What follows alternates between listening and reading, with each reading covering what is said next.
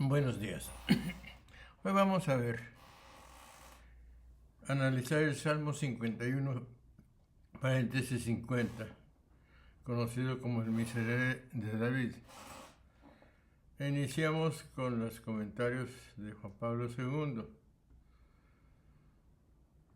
El primer comentario. Esta es la cuarta vez que durante nuestras reflexiones sobre la liturgia de las laudes escuchamos la proclamación del Salmo 50.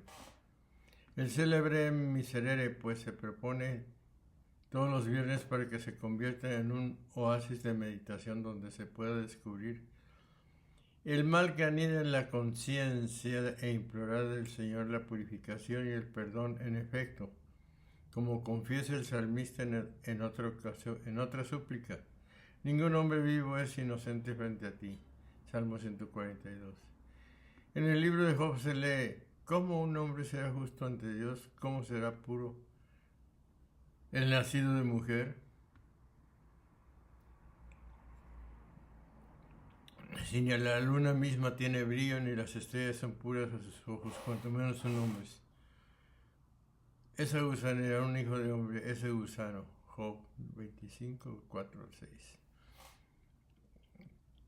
Frases fuertes y dramáticas que quieren mostrar con toda su seriedad y gravedad el límite y la fragilidad de la criatura humana, su capacidad perversa de sembrar mal y violencia, impureza y mentira. Sin embargo, el mensaje de esperanza del Miserere que el salterio pone en labios de David, pecador convertido, es este: Dios puede borrar, lavar, limpiar la culpa confesada con corazón contrito.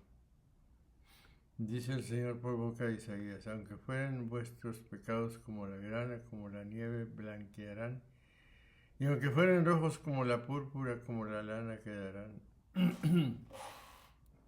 Esta vez reflexionaremos brevemente en el final del Salmo 50. Un final lleno de esperanza porque el orante es consciente de que ha sido perdonado por Dios. Sus labios ya están a punto de proclamar al mundo la alabanza del Señor, atestiguando de este modo la alegría que experimenta el alma purificada del mal y por eso liberada del remordimiento.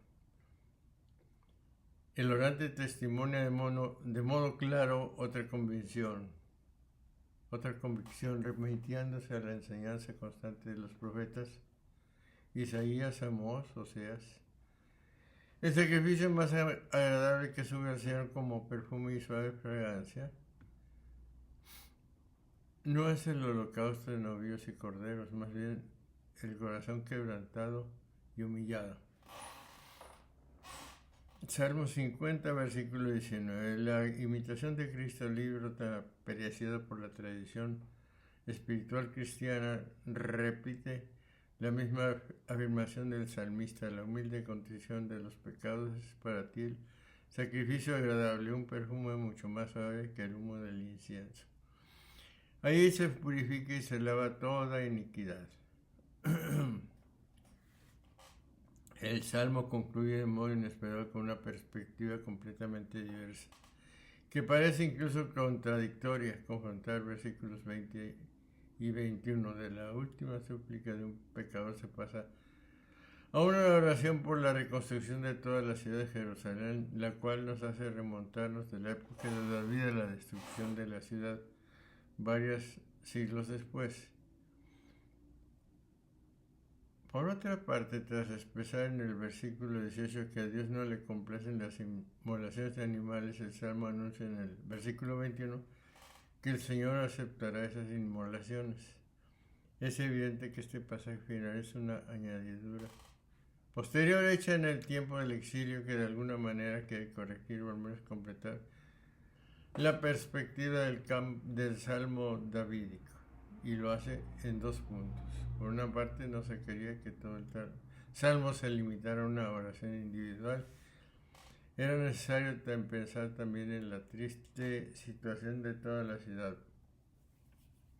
Por otra, se quería matizar el valor del rechazo divino de los sacrificios rituales. Este rechazo no podía ser ni completo ni definitivo, porque se trataba de un culto prescrito por Dios mismo en la Torá. Quien completó el salmo tuvo una intuición acertada, comprendió la necesidad de que se encuentran los pecadores, la necesidad de una mediación sacrificial. Los pecadores no pueden purificarse por sí mismos, no bastan los buenos sentimientos. Hace falta una mediación externa eficaz. El Nuevo Testamento revelará el sentido pleno de esa intuición, mostrando que con la ofrenda de su vida Cristo llevó a cabo una mediación sacrificial perfecta. En sus homilías sobre Ezequiel, San Gregorio Magno captó muy bien la diferencia de perspectiva que existe entre los versículos 19 y 21 del Miserere. Propone una interpretación que también nosotros podemos aceptar, concluyendo así nuestra reflexión. San Gregorio aplica el versículo 19, que habla del espíritu contrito a la existencia terrena de la iglesia, y el versículo 21, que habla del holocausto a la iglesia del cielo. A la iglesia en el cielo. He aquí las palabras de ese gran pontífice. La Santa Iglesia tiene dos vidas. Una que vive en el tiempo y la otra que recibe en la eternidad. Una en la que sufre en la tierra y la otra que recibe como recompensa en el cielo. Una la que hace méritos y la otra que ya goza de los méritos obtenidos. En ambas vidas ofrece el sacrificio. Aquí el sacrificio de la compunción. En el cielo, el sacrificio de alabanza. El primer sacrificio se dice: mi sacrificio es un espíritu quebrantado. Salmo 50, 19. Del segundo está escrito: entonces aceptarás los sacrificios rituales, ofrendas y holocaustos.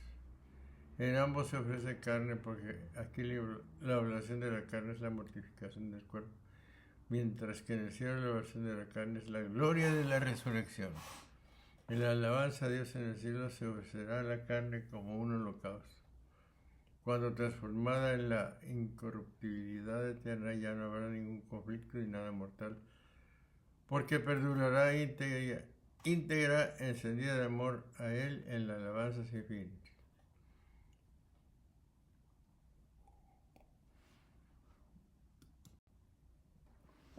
El maestro del coro. De este salmo, el celebérrimo Miserere de David, el cuarto de los 7 salmos penitenciales, es la expresión más perfecta de contrición, la confesión más sincera de un corazón arrepentido. La manifestación más profunda de un alma que no busca su propia justicia, sino que la que nos viene de Dios es según enseña San Pablo, Filipenses 3, 9 y siguiente. Por esto, resulta, a la vez que la más alta alabanza de la misericordia de Dios, un himno de gratitud y confianza, David, movido por el Espíritu Santo, lo arranca de su corazón culpable y contrito después del adulterio cometido con Betsabé. Es pues el acto de contrición ideal, y la Iglesia lo recita en el oficio de laudes. Identificarse plenamente con el espíritu de este salmo es tener perfecta contrición, por lo cual nada más precioso que aprenderlo y tenerlo como Vademecum, libro de poco volumen y de fácil manejo para consulta inmediata de nociones o informaciones fundamentales, para renovar en todo momento con nuestro Padre Celestial el estado de plena intimidad en el amor que nos viene de nuestra justificación en Cristo, y que tantas veces parece nublarse a causa de las miserias nuestras y de las tentaciones con que a cada instante nos asalta el maligno. No me arrepentas, Señor, en tu vida.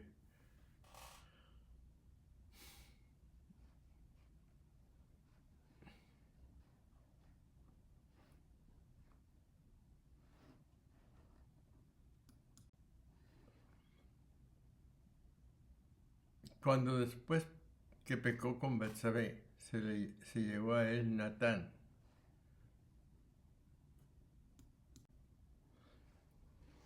Ten compasión de mí, oh Dios, es como pedir a un poderoso que nos ayude con todo su poder, es decir, que no nos dé una limosna cualquiera, sino una inmensa fortuna.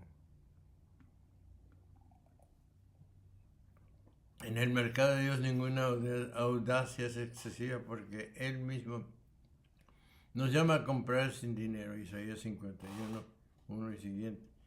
Nótese que toda la fuerza de esta confesión y su valor ante Dios está en la fe, en su misericordia que perdona por pura bondad al arrepentido, sin derecho alguno por parte de éste. Es exactamente lo que hizo el padre del hijo pródigo. David no intenta justificación ni explicación alguna, sino al contrario su propia miseria. El reconocimiento de su absoluta impotencia son el argumento que conmueve el corazón del Padre. El que medita esto no tardará en sentir una ansia por aniquilarse de humillación ante semejante Padre. Entonces es cuando Él más nos prodiga su gracia. 4. Lávame a fondo de mi culpa, límpiame de mi pecado.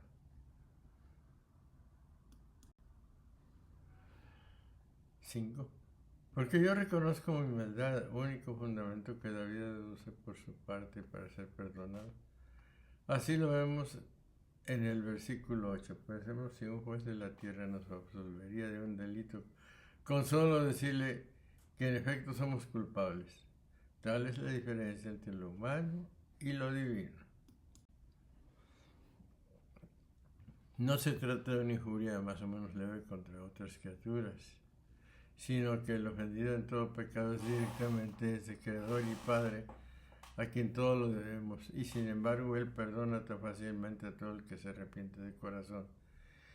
Tengas razón, he aquí la piedra de toque de la verdadera contrición, un deseo de que sea Dios quien tenga razón aún contra nosotros. Es todo lo contrario de lo que nuestra soberbia ambiciona tan fuertemente, tener razón, salirse con la suya. Los hombres escudan ante otro hombre diciéndole: discúlpeme usted, no lo hice por maldad, fue sin querer. David le dice a Dios todo lo contrario: perdóname porque soy culpable y malo porque lo hice a propósito. No me excuso ni te pido me disculpes. Al contrario, me acuso y solo espero que después de establecida bien claramente mi responsabilidad, y aún más que soy deudor insolvente, entonces tú me perdones la deuda pura y simplemente por la sola virtud de tu asombrosa misericordia. El mismo concepto lo expresa la oración de San Agustín, diciendo: tienes, Señor, ante ti reos confieso. Sabemos que si no perdonas con razón, nos destruirás. Aquí comprendemos lo que significa el negarse a sí mismo. Entonces es cuando resplandece la gloria de la gracia de Dios por la gratuidad de su perdón, obra de su amorosa misericordia y de la riqueza de su gracia y tanto amor, tanto mayor cuanto más confiamos en ella.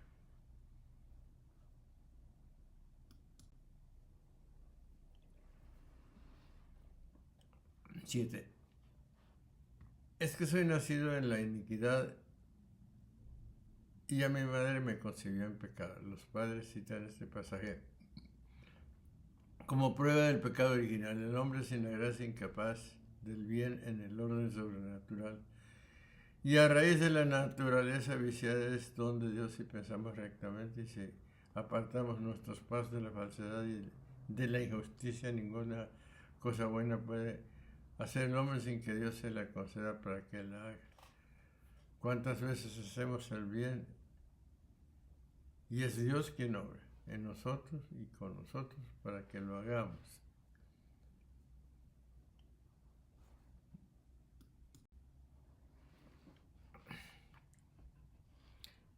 Más 8. Más he aquí que tú te complaces en la sinceridad del corazón, y en lo íntimo del mío me haces conocer la sabiduría. A pesar de lo precedente que equivaldría a una condenación sin remedio, David sabe, y esa es la sabiduría íntima aquí mencionada, que el confesar sinceramente, es decir, arrepentidos, nuestra culpabilidad es tan agradable a Dios que basta para mover al gratitud, perdón y olvido de nuestras deudas, de esta sabiduría, es decir, de este conocimiento del corazón de Dios, le viene a David la sorprendente audacia con la que va a pedir un salto inmediato del fondo de la abjección a la cumbre de la santidad y la absoluta condonación de todas las deudas.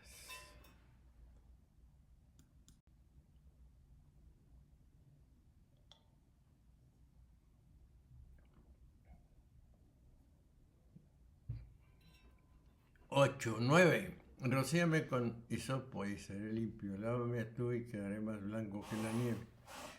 Alusión al rito que declaraban limpios a los leprosos. Nótese que no dice me lavaré, sino me lavarás tú.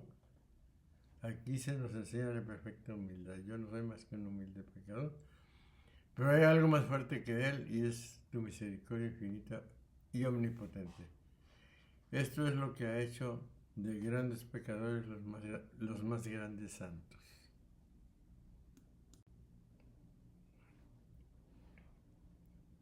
Hazme oír tu palabra de gozo y de alegría y saltarán de felicidad estos huesos que has quebrantado. No hay alegría mayor que la de sentirse perdonado. Jesús nos enseña que esta alegría está a disposición de todos cuando nos dice: al que venga a mí yo no lo echaré fuera. La palabra de consuelo y de gozo está aquí siempre a nuestra disposición en las Sagradas Escrituras.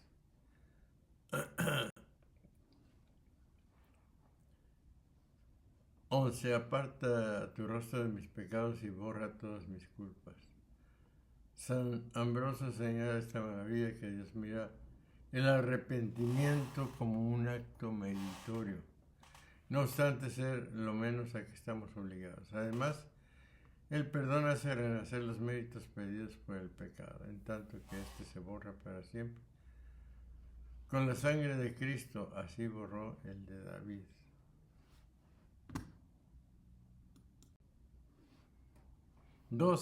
Crea en mí, oh Dios, un corazón sencillo y renueva en mi interior un espíritu recto, un corazón sencillo. Esto es simple, sin pliegues, o sea, sin doblez, que es lo mismo que recto. Es decir, que David pide aquí por el espíritu y parece que fue en efecto la más preciosa característica del rey, profeta y poeta. Por eso, sin duda, le reveló Dios su sabiduría. Tal es como habrá de enseñar Jesús las expresiones crea y renueva, indican una nueva criatura formada por el Espíritu Santo.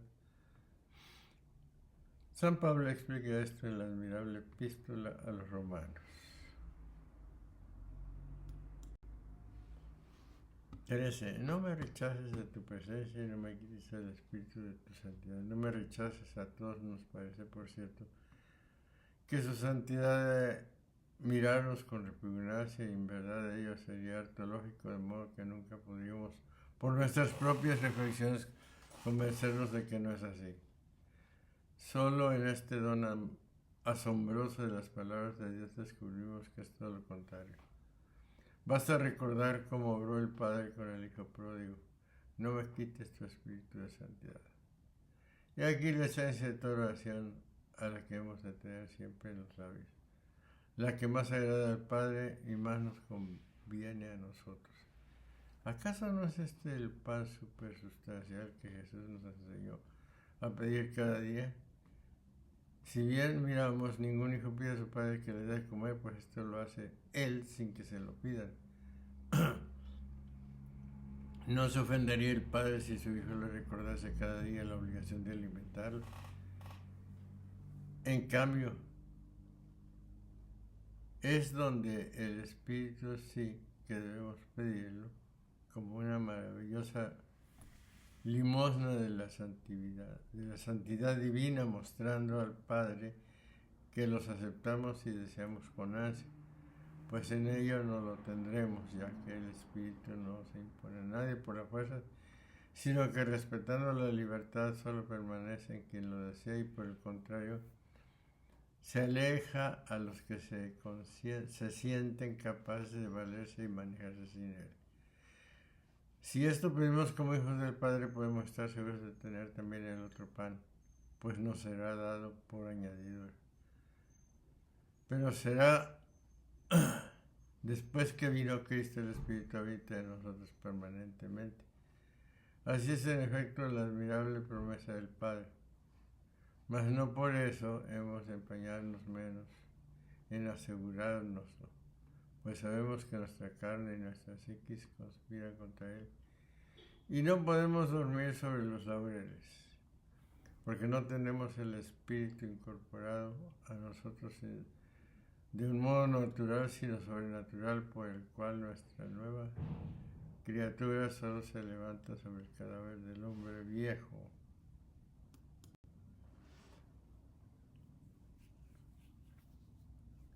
Devuélveme la alegría de tu salud, 14. Devuélveme la alegría de tu salud, confírmame en un espíritu de príncipe. Sobre la alegría veas el versículo 10, sobre el espíritu de príncipe, es el que nos corresponde como hijos de Dios y significa un tiempo la humildad de quien necesita ser dirigido por otro y la confianza de quien se sabe hijo de un gran Señor. Son los sentimientos que vemos en la Virgen María y cuadran admirablemente a David, por lo cual preferimos mantener esta versión antes que la del espíritu generoso que algunos aplican a Dios y otros al salmista. Este no intenta llegar a poder darse patente de bueno, ni siquiera creerse tal, pues bien sabe que somos malos, sino de tener todo el amor de Dios que cabe en ese corazón que se reconoce malo, y que precisamente por eso es acepto como bueno para Él. 15. Enseñaré a los malos tus caminos y los pecadores se convertirán a ti. Esto es, les enseñaré tus caminos de misericordia y perdón que has usado conmigo. Y ellos también volverán a ti como yo he vuelto. La fe en el amor que Dios nos tiene es lo que nos hace amar. 16. Líbrame de la sangre, oh Dios, Dios Salvador mío, y vibre mi lengua de exultación por tu justicia. De la sangre otros vierten, de las sangres algunos interpretan por la sangre de Urías, marido de Betsabé y sus compañeros, pero como ya antes se ha tratado del perdón, creemos más bien que David pide ser librado de los caminos sangrientos y aún quizá de todo lo carnal que se opone a lo espiritual.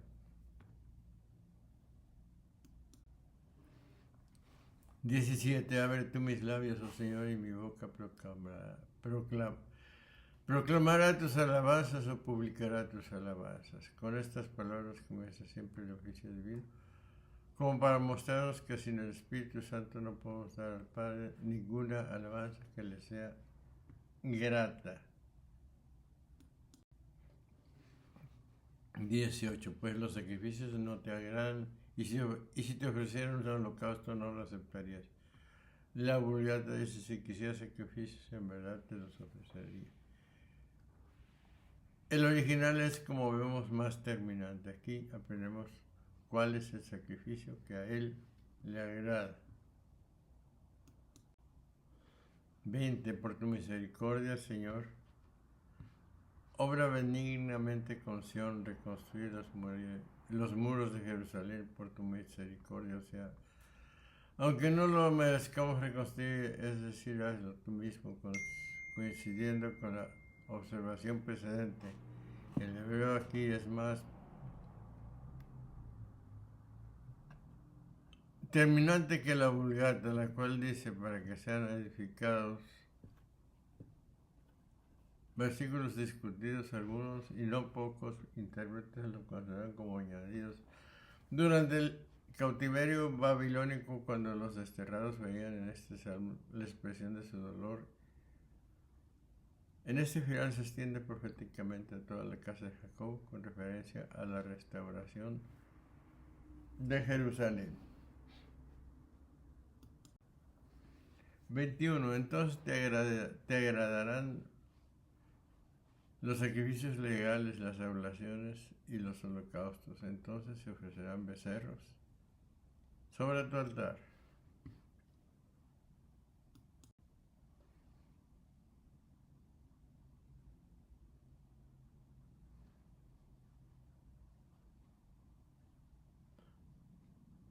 Aquí presentamos los 7 salmos penitenciales que se hacían en principio anteriormente.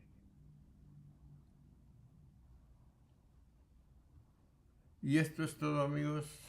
Me dio gusto saludarlos desde esta tribuna y los esperamos para la siguiente. Me da mucho gusto saludarlos. Hasta luego.